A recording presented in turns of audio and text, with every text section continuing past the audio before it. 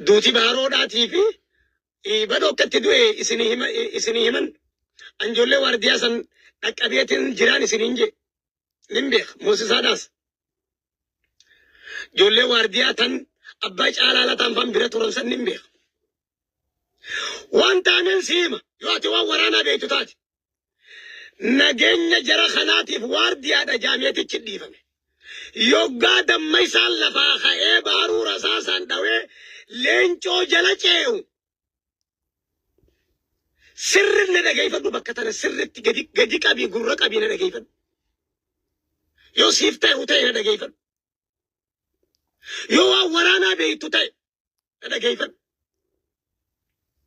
وارديان توكو ونمان اني حجتو نغا hogganoota dhaabaa hogganoota itti khasaatiif bira jiraatu san itti gaafatama qaba. Waardiyaan akka tatteisu itti gaafatama qabdi. Yoggaa badoon aarii qabuun lafaa ka'ee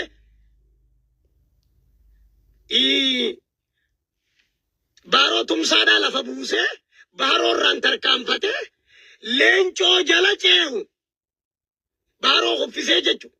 Leencoo jala ceehu wanni jala ceehuuf leencoodhaas dhiisuuf hin deemu badhoon dachaatu dha'uudhaaf deema.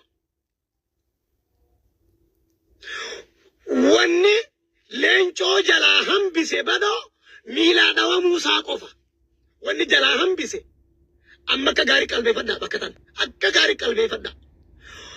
Badoo wanni leencoo jalaa hambise miilaa